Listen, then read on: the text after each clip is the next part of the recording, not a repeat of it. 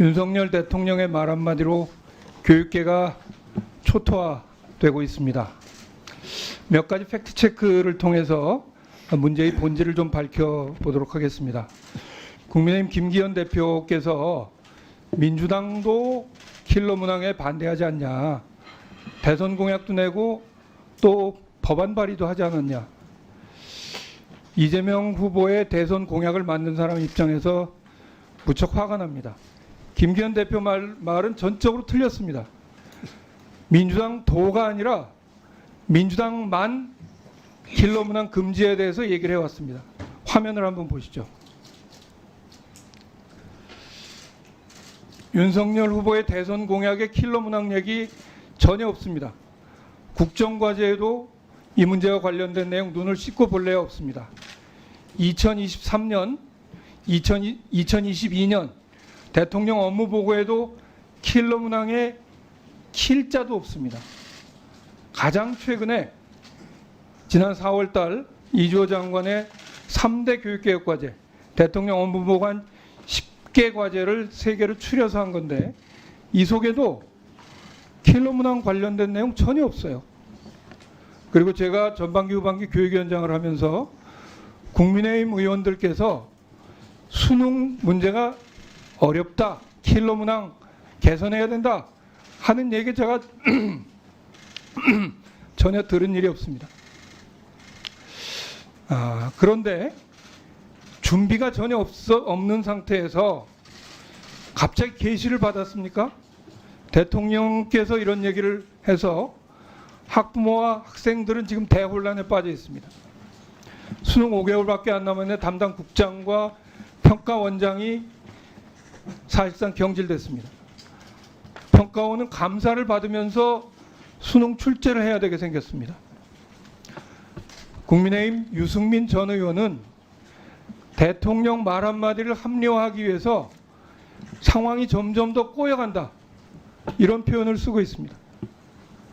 어제 킬러 문항 22개 발표한 것만 해도 그렇습니다.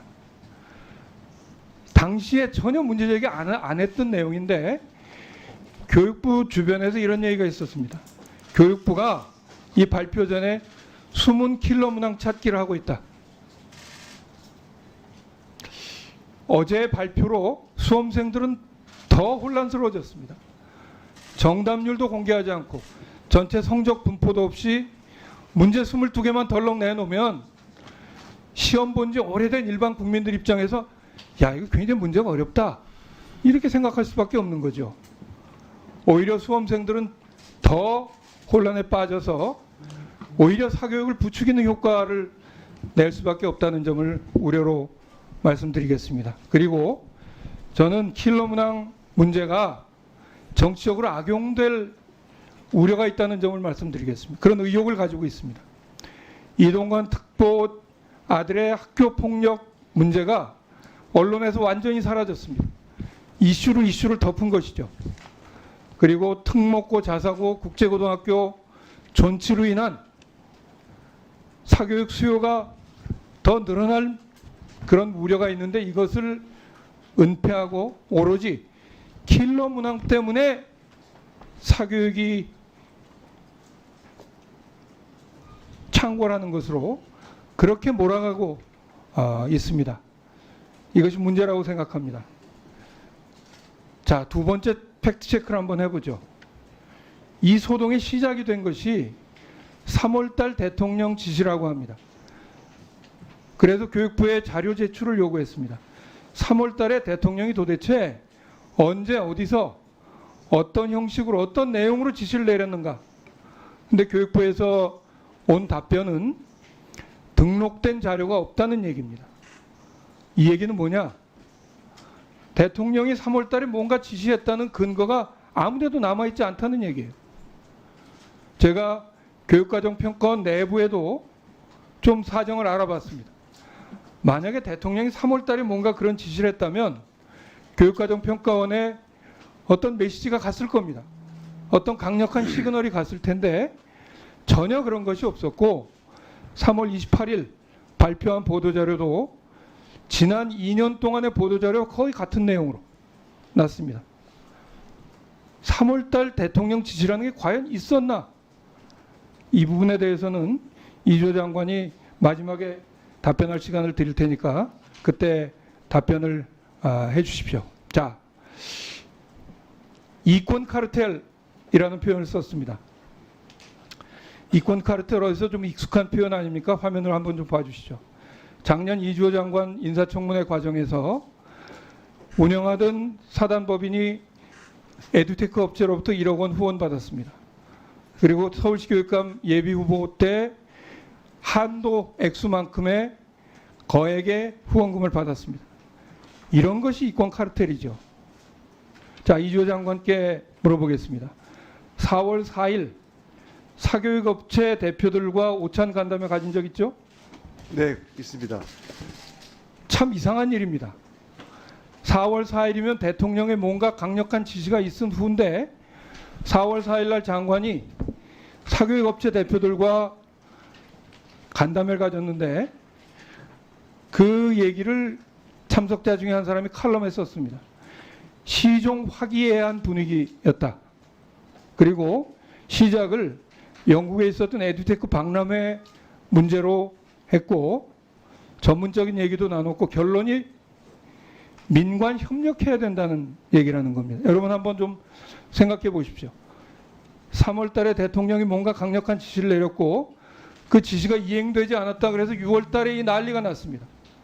일타 강사들을 잡겠다고 하고 사교육 업체를 지금 압수수색을 하게 될지도 모르겠습니다. 그런데 4월 4일 날 장관은 이 사람들하고 화기애애한 모임을 가졌습니다. 도대체 이 모임에서 어떤 내용들이 됐는지 한 가지만 더 제가 참 이상한 일인데요. 3월 달에 사교육에 대한 종합대책을 발표한다고 했어요.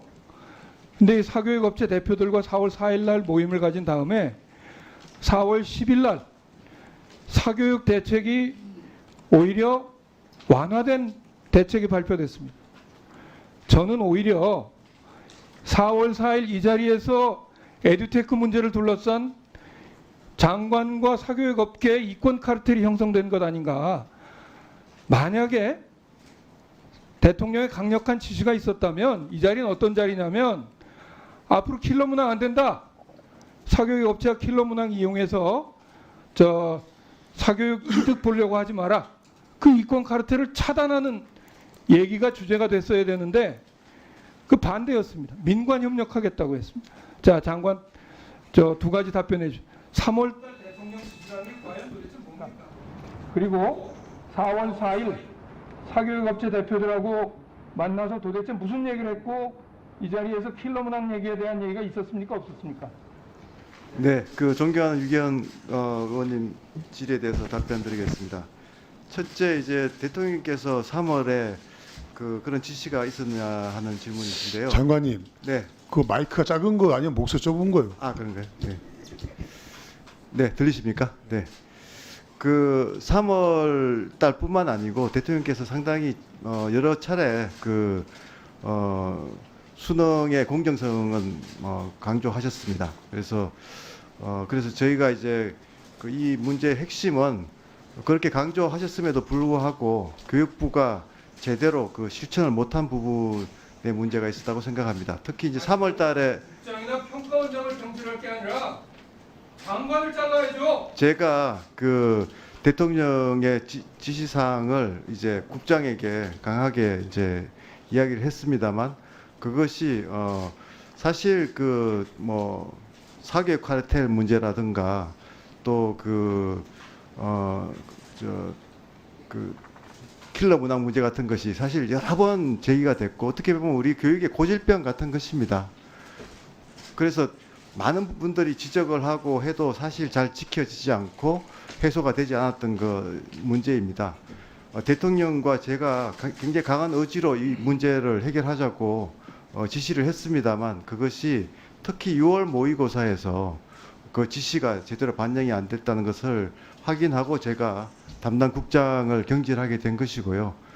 그래서 이 대통령께서 3월에 지시하셨냐 안 하셨냐 하는 그 부분은 확실하게 제가 지시하셨다고 답변을 드릴 수가 있습니다. 근거가 없잖아요, 근거가. 근거 대통령이 구두로 말씀을 하셨고 제가 또 구두로 그 직원들에게 여러 번 전달을 했습니다.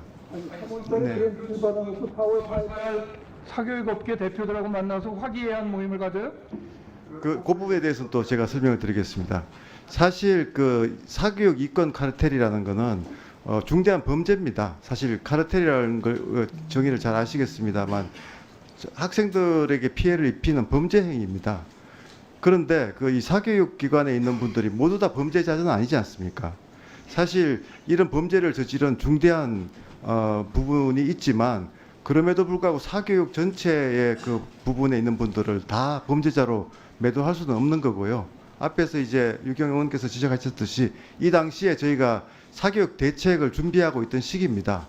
당연히 사교육 대책을 준비할 때는 사교육의 중요한 오피니언 리더들과 대화를 할 필요가 있었습니다. 그래서 이제 그 부분은 그렇게 해서 미팅이 있었다는 말씀을 드리고요. 여기에 대해서 유착이라고 말씀하시는 것은 지나치다고 생각합니다. 저는 제가 그 당시에 킬러 문항 얘기는 그는 수능과 관련된 얘기이기 때문에 이분들에게 굳이 할 필요가 없었던 것입니다. 그래서 저는 제가 그 평생 교육계에서 활동을 하면서 이런 뭐 카르텔이라든가 이런 부분에서 유착되었다는 그런 제가 지적을 받는 것은 정말 저는 그런 데 있어서는 정말 깨끗하다고 생각을 합니다. 항상 그렇게 처신을 해왔고 제가 그 아시아교육협회에서 기부를 받은 거는 아시아교육협회라는 데가 실제로 공익법인이고 저 자신도 거기에 기부를 한 사람입니다. 국가의 그 교육 혁신을 위해서 공익적인 활동을 하는 기관에 기부를 받은 것이기 때문에 이거는 그 사교육 카르텔이나 이런 거하고는 전혀 관계가 없는 깨끗한 활동이라는 것을 다시 말씀드리겠습니다. 예, 저 유기용 의원님, 사교육업계 대표들인가요? 꼭 뭐 바람직하다 안 하다를 제가 규정할 수는 없습니다만. 네. 미처 뭐 하지 못한 질문들은 추가 질의 되시기 바라겠습니다.